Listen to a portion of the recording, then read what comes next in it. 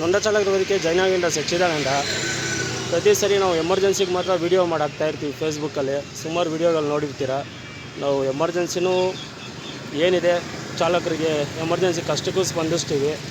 ಇನ್ನೊಂದು ವೇದಿಕೆಯಲ್ಲಿ 3700 ತನಕ ಸದಸ್ಯರು ಇವಾಗ ಬೆಳೆದಿದ್ದಾರೆ. ಸುಮಾರು ಬಾಡಿಗೆಗಳು ಮುಂಚೆ ಸ್ಟ್ಯಾಂಡಲ್ಲಿರೋವಾಗ ಸ್ಟ್ಯಾಂಡಲ್ಲೇ ಬಂದು ಬಾಡಿಗೆಗಳು ತೊಗೊತಾಯಿದ್ರು. ಇವಾಗ ನಾವು ಸ್ಟ್ಯಾಂಡಲ್ಲಿದ್ರೂ ಕಸ್ಟಮರ್ಸ್ ಎಲ್ಲ ಫುಲ್ ಆನ್ಲೈನಲ್ಲೇ ಎಡಿಟ್ ಆಗಿಬಿಟ್ಟಿದ್ದಾರೆ. ಬುಕ್ಕಿಂಗ್ ಮಾಡಿ ಕಳಿಸ್ತಾರೆ. ಇವ್ರು ಬಂದ್ಬಿಟ್ಟು ರಘುನಳ್ಳಿಯಲ್ಲಿರೋದು, ನಾನು ಬಂದ್ಬಿಟ್ಟು ಕೋಳಿ ಫಾರಮ್ ಹತ್ರ ಇದ್ದೀನಿ. ಕೋಳಿ ಫಾರಮ್ ಹತ್ರ ಏನೇ ಒಂದು ಬಾಡಿಗೆ ಇದ್ರೂ ಕಸ್ಟಮರ್ಗಳು ಆನ್ಲೈನಲ್ಲಿ ಹೋದರೆ ಯಾವಾಗಲೂ ಆನ್ಲೈನೇ ಕೆಲಸ ಮಾಡಲ್ಲ. ಆವಾಗ ಆಫ್ಲೈನು ಕೆಲಸ ಮಾಡುತ್ತೆ. ಪ್ಲಸ್ಸು ಲೇಬರ್ಸು ಬೇಕಾಗತ್ತೆ, ಹೆಲ್ಪರು ಬೇಕಾಗತ್ತೆ.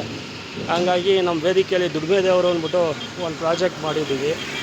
ಅದರಲ್ಲಿ ಬಾಡಿಗೆಗಳು ನಮ್ಮ ಬಾಡಿಗೆಗಳು ನಾವೇ ಹೆಂಗೆ ತೊಗೊಬೇಕು ಅಂದ್ಬಿಟ್ಟು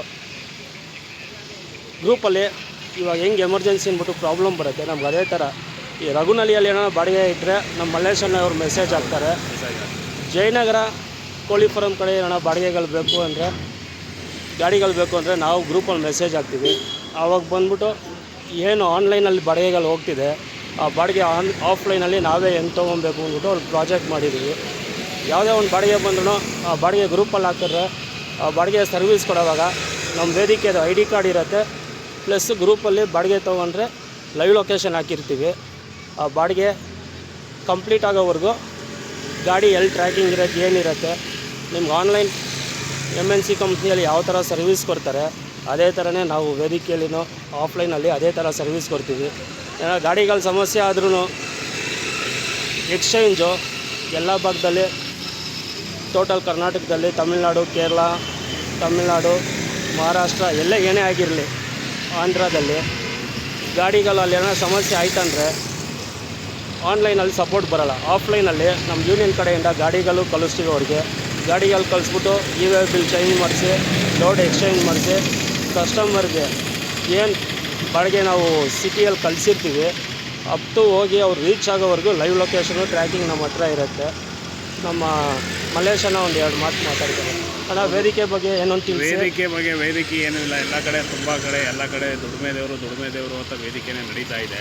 ಇವಾಗ ನಮ್ಗೆ ಆನ್ಲೈನ್ದು ಒಂದು ಪ್ರಾಬ್ಲಮ್ ಅದೊಂದು ಸಾಲ್ವ್ ಆಗಿಬಿಟ್ರೆ ನಮಗೆ ದುಡಿಮೆ ದೇವರಲ್ಲಿ ಹೆಂಗೋ ದೇವರಿಂದ ಹೆಂಗೋ ಭಗವಂತನಿಂದ ಹೆಂಗೋ ಜೀವನ ಮಾಡಬೇಕು ಅಂತ ನಾನು ಹೇಳ್ತಾ ಇದ್ದೀನಿ. ಎಮರ್ಜೆನ್ಸಿಯಲ್ಲಿ ನಿಮ್ಗೆ ಯಾವ ಥರ ಸ್ಪಂದನೆ ಸಿಗುತ್ತೆ? ಎಮರ್ಜೆನ್ಸಿಲಿ ಎಲ್ಲ ಕಡೆನೂ ನಾವಂತೂ ಇದುವರೆಗೂ ಎಲ್ಲೂ ಹೋಗಿಲ್ಲ.